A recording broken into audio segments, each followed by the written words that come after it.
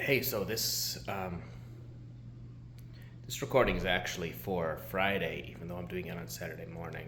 Uh, Last night, I said I was just gonna lay down on the floor and watch an episode of The Simpsons. I ended up falling asleep, and I slept just on the floor in the living room all night. So, so I didn't record a video actually on Friday, but it's Saturday morning, and I'm gonna do it now. So let's talk about yesterday. I finished the financial statement and sent it in to my lawyer with a couple of questions, and they asked me to do a couple of things differently, so I'm going to do that. It was a weird day. I had work and I went to work, but because we had it was a week where we had everybody there in person from all over. A lot of people were traveling, so basically all meetings were canceled. So even though I went to work, I didn't talk to anybody all day yesterday. And as I've discussed before, that makes me, on days when that happens, I tend to feel really sad at night. And that happened yesterday, though maybe not to the same extent as usual.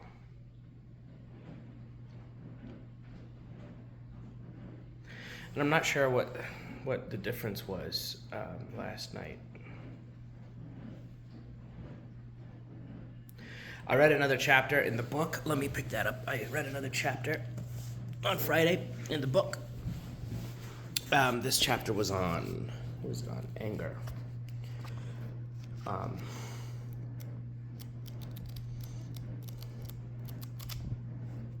On anger. And there were some things I wanted to read to you guys from in here.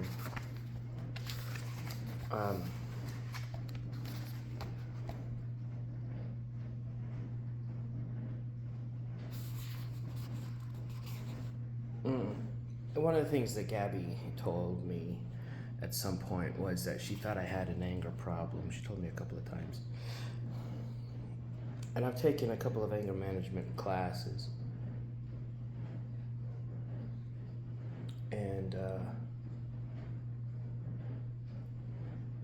And I think what I have is more complicated. I don't think it's necessarily an anger problem because I don't have all of the issues that they describe in the anger management classes or in this book. I don't have them.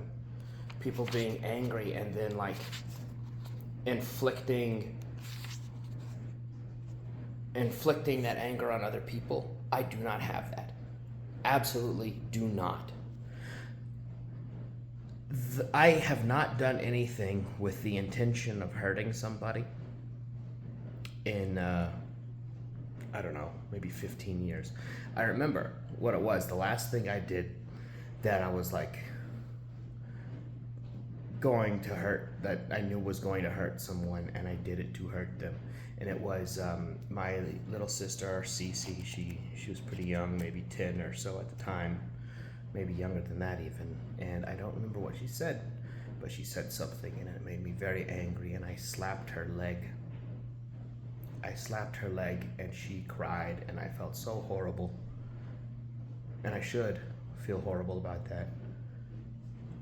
But that was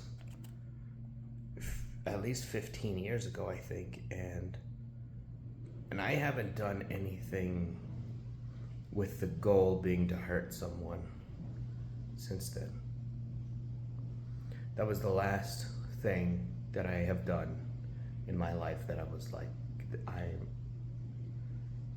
gonna hurt this person to punish them. The last time that I lashed out in anger, wanting to make somebody else hurt,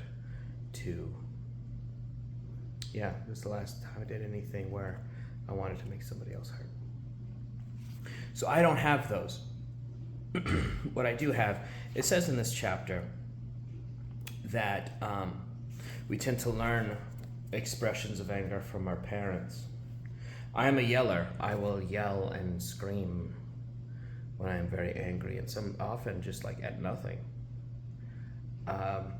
And I think I maybe get that from my dad. He doesn't yell in the same way that I do, but I remember being little, especially in the car, whenever he would be upset at a driver around him, and he would kind of not so much yell usually, but half mumble obscenities under his breath in Arabic.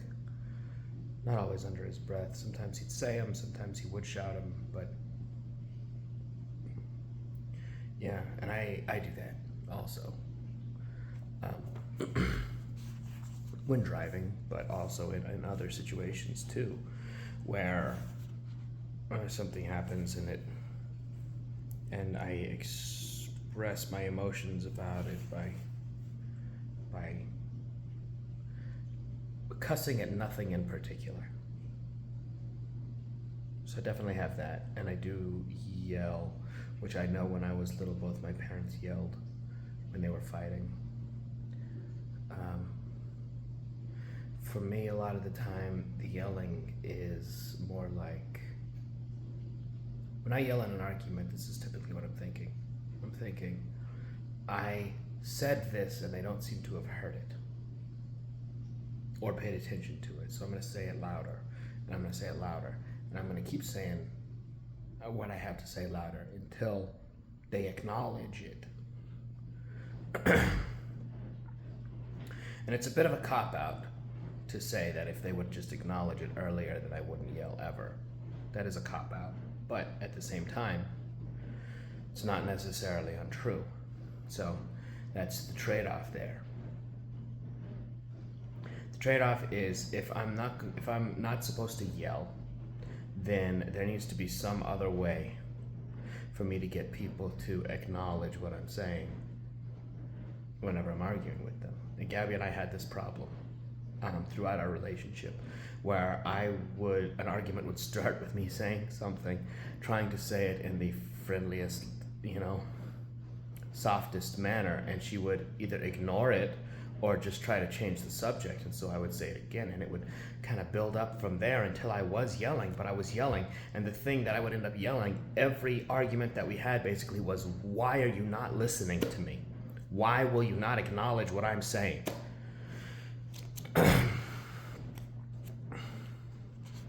So that was just a big problem. But I'm not aggressive. I don't hurt people. I don't even like I don't physically hurt people. But I don't even do things like that I think will hurt people. Here's an example. I watched a TV show recently, a British show, in which a guy was annoyed with his wife, and so he went and moved the bookmarks in her books. So he went and moved the bookmarks in her books in order to annoy her back. And I would never do something like that. Even something like that where nobody got hurt and there was no problem, but it was a thing done with a sort of malice to it. I don't have that. I do not do anything with malice, basically.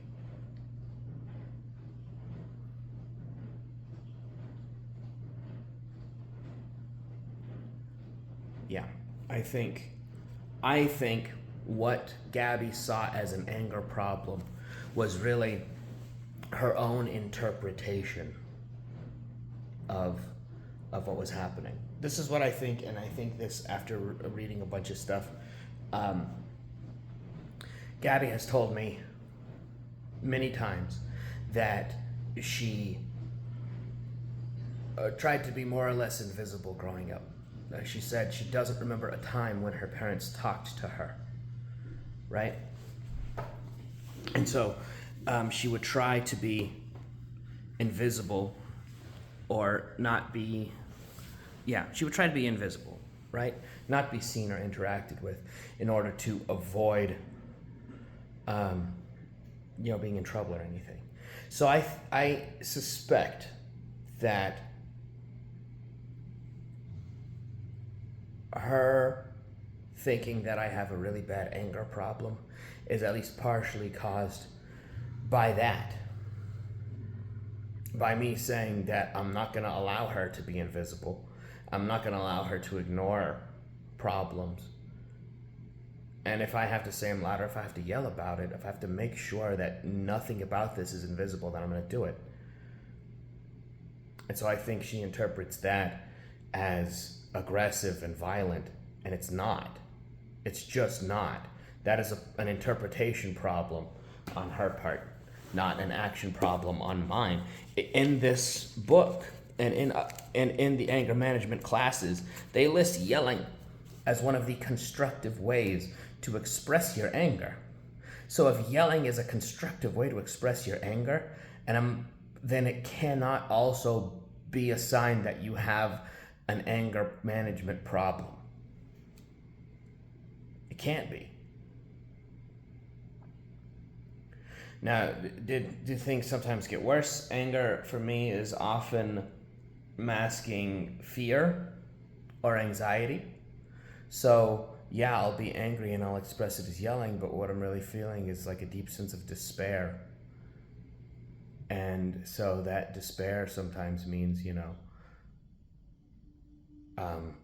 wailing, crying loudly, smacking my head on the floor occasionally when it's really bad.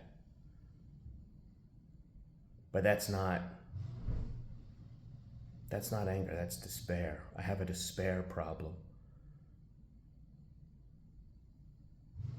I have a life is not worth living and nobody around me is fucking supporting me problem. I have a Gabby won't just fucking support me problem. I remember one particularly bad night. She might call it an argument, but it wasn't, where I told her that I didn't feel safe living in the United States. And I said, if it's not safe, if it gets unsafe and we need to flee the country, will you go with me? And she refused to say yes. It wasn't a real fucking question. It was just saying, are you going to be there to support me, or are you going to force me to be unsafe for your own selfish purposes? And she refused to just be supportive. And yeah, I went into the other room and I smacked my head on the floor and I cried and I wailed and I screamed and I slapped the ground, and it was loud and it hurt and it was terrible and I hated it. But it wasn't because I was mad at her. It was because I desperately needed to know that she was there for me, and she wouldn't be there for me.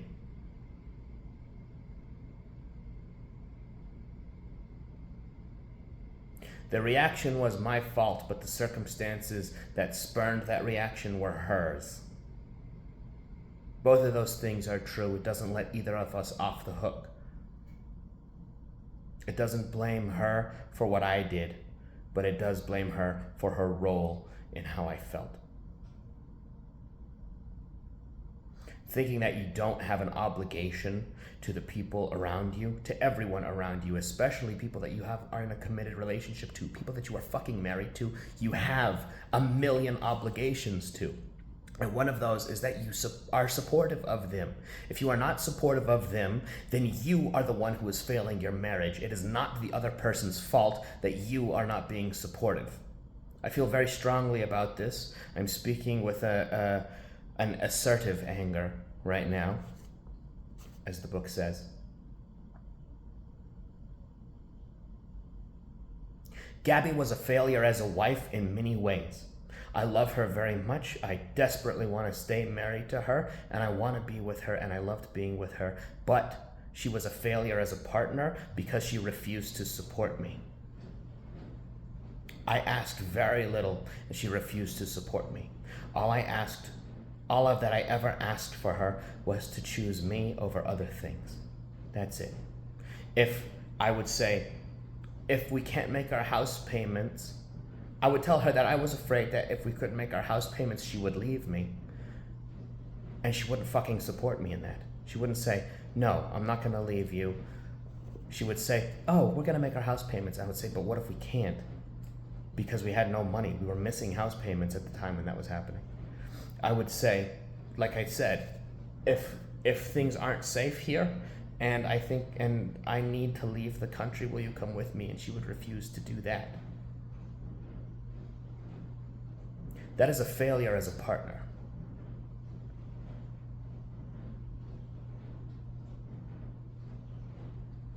She could have said anything to me. She could have said pretty much anything to me. And I would have chosen her and supported her, absolutely. And she did, often. She wanted to quit her job. It was going to make us unable to meet all of our financial obligations, but she was terribly unhappy, and I said, yes, absolutely, you should quit your job. I will support you, and we will figure this out, whatever needs to happen together for you to be happy.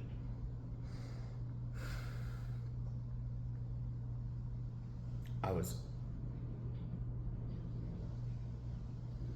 was always entirely supportive of Gabby over everything else,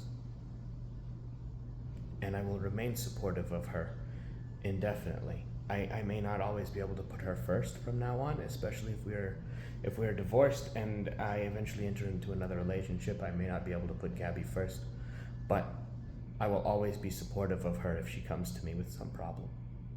Always. I made that commitment. It is a lifelong commitment. I'm sticking with it.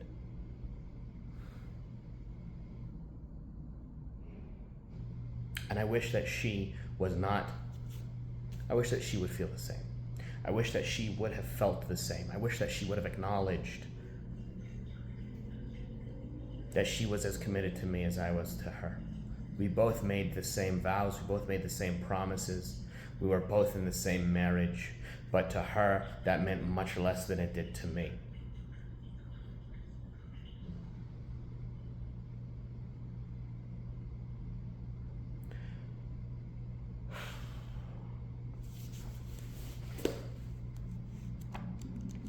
All right, let's go through the questions at the end of the chapter here.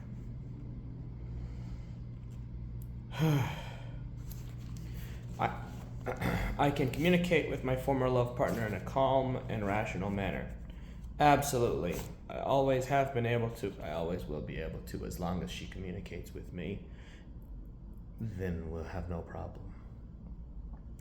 I'm comfortable seeing and talking to my former love partner. Yep, absolutely. I no longer feel like unloading my feelings of anger and hurt on my former love partner. No, I don't. There is obviously still anger in there, but I don't want to yell at her. There was a time back in April when, I kind of did want to yell at her, but not anymore. I have stopped hoping that my former love partner is feeling as much emotional pain as I am. I've never hoped for that. I don't hope that other people hurt. Not even when I feel like they should. I don't hope for it. It's one of my biggest fears, actually. One of my biggest fears about all of this is that Gabby feels terrible. I don't want her to feel terrible. I would absolutely understand if she did, and I think she probably should, but I don't want her to.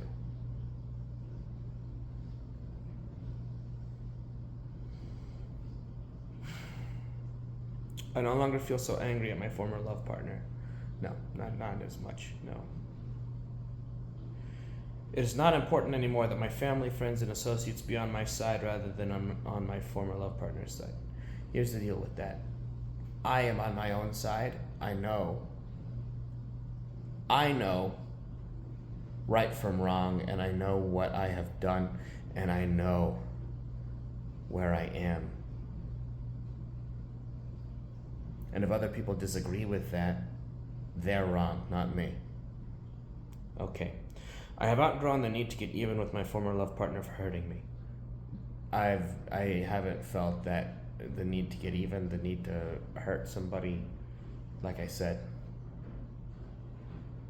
I haven't hurt anybody on purpose in 15, 16 years. And I'm not going to. I no longer blame my former love partner for the failure of our love relationship. This is a stupid question because obviously somebody's to blame. Now, typically both people are to blame, but thinking that both people are to blame means that it's 50-50 is just nonsense. It's obviously nonsense.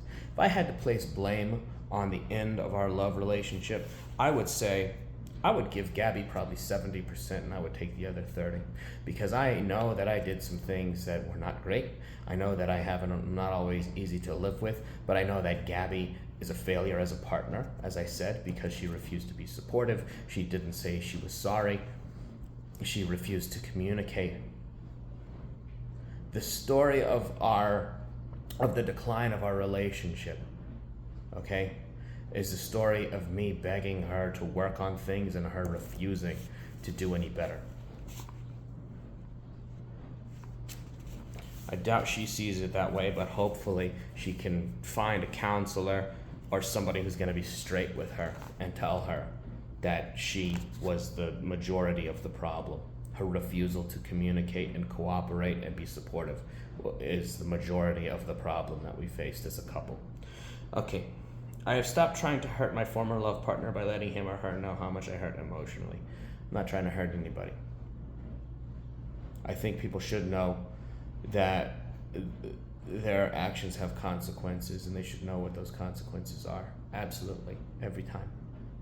If you cut somebody off in traffic and they end up getting in a car accident because of it, you should know. Somebody should tell you that the thing that you did caused somebody else to get hurt, so that you can do better next time.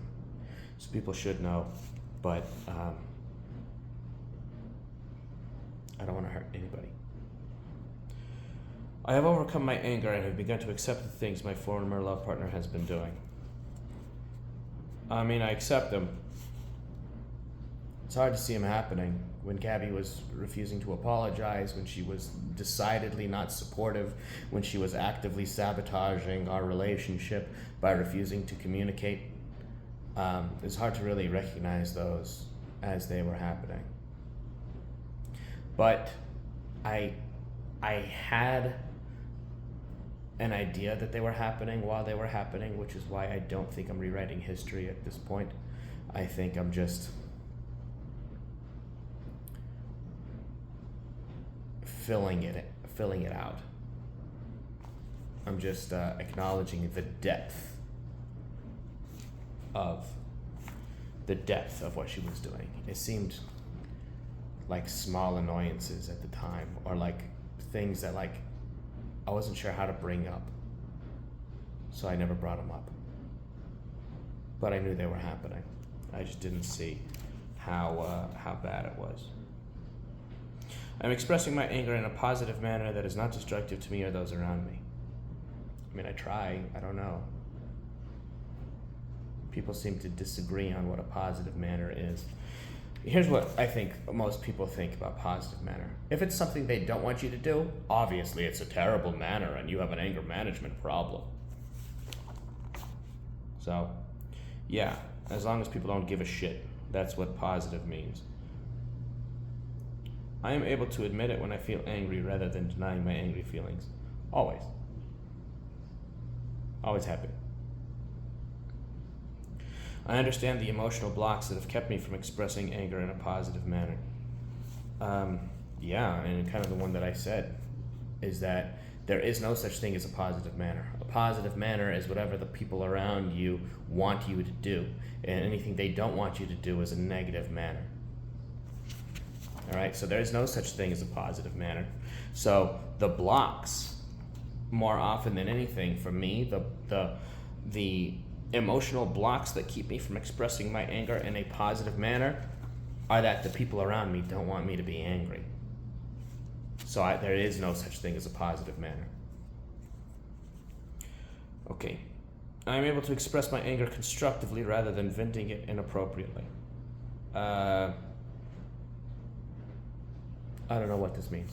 Let me ask you a question. If you walk up to your wife and you tell her that something she did really hurt your feelings and you ask her to apologize, is that expressing your anger in a, what did it say, constructively? I would think so. I wouldn't think that was a sign of an anger management problem. I would think that was as fucking constructive as it gets. I'm reaching a stage of forgiveness rather than remaining angry. Here's the deal. I've already forgiven all of this shit. Still bullshit. Still angry about it. It was still bad. It was still massive human failures on Gabby's part.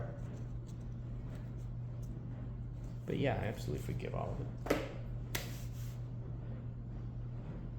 I can forgive anything. There were some conflicting messages today because I am obviously angry. But here's the deal. The book and anger management is not about not being angry. It's about knowing when to be angry, knowing what you are angry about, expressing it in a way that doesn't hurt people.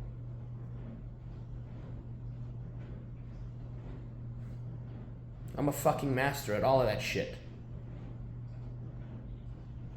I'm angry right now because people tell me that I have an anger management problem, and everything that I've learned from studying anger management, from reading books about it, from reading articles about it, every single thing that I have read says I don't have an anger management problem. I have a problem with people around me just not wanting me to feel angry. And as every anger management book, including this one, every article, all of it says, anger is healthy. You're supposed to feel angry sometimes. Not feeling angry would be the management problem. If you never felt angry, you'd have some other kind of problem. People's problem was that I expressed anger at all.